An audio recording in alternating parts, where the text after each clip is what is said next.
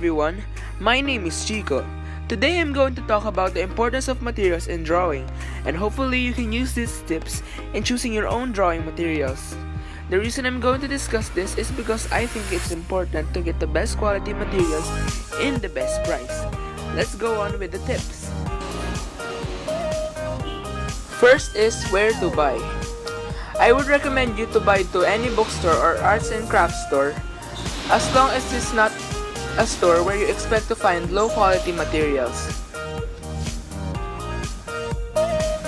Basic materials are pencils and erasers, although I would recommend you to have these following materials: fine liners, a white gel pen, and 2 to 3 colored pencils or markers. These can help you refine your sketches and make them pop out of the page. In terms of paper, those with a hard surface is a good choice, but also it would depend on the mediums you are using, like watercolors, colored pencils, markers, etc. These are just recommendations that I have discovered in my drawing career, but at the end of the day, all you need is a piece of paper, an eraser, and a pencil to start to draw. If you're just starting to draw, maybe try to find a medium that you want to learn to use. Just buy a cheap brand of that, and if you end up really liking it, try to find other brands that fits you. If you don't like the medium, find other materials that you would like to learn and see if you like it. Good day, viewers.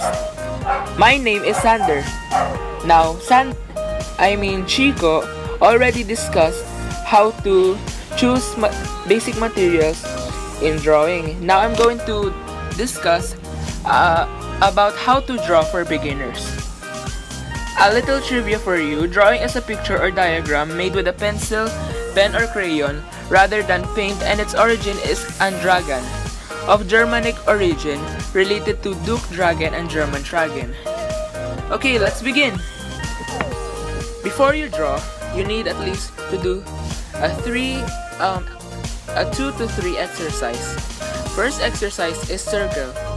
Distribute circles of various sizes on a piece of paper until the paper is filled. Make sure the circles do not overlap. Drawing circles is not as easy as you might think. Notice how the circles become harder the bigger you make them. Try them in both directions and make lots of them. Tip: shake your hand when it starts cramping. This is a workout for our hands after all. Fill a piece of paper with parallel lines. Diagonal lines comes easiest for us because they comply to the motion of our wrist. Did you know how left-handed people prefer the opposite direction than right-handed people? Now make sure to try other directions as well. Have fun, combine various hatchings, and enjoy watching the darkness spread on your paper. Tip: don't rotate the paper.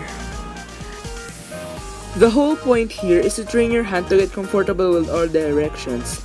Drawing is mainly about seeing and understanding what you see. People often assume that everybody sees the same, but actually, seeing is a skill which you can improve. The more you draw, the more you see. The last is perception. You see all those fascinating contours of your hand? Collect them on a piece of paper. Don't try to draw the whole hand yet. Just pick some of those lovely lines. Whether you draw a person, a plant, or your favorite animal, it is usually the contours that define the body or object and make others recognize them.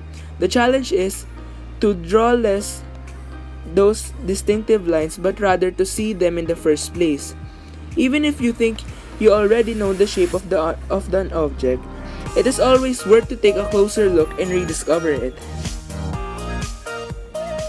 That's all for today, everyone. Thanks for watching, and if you like what you saw, leave a like and support this channel by subscribing to us. Bye! And please stay tuned for some end credits.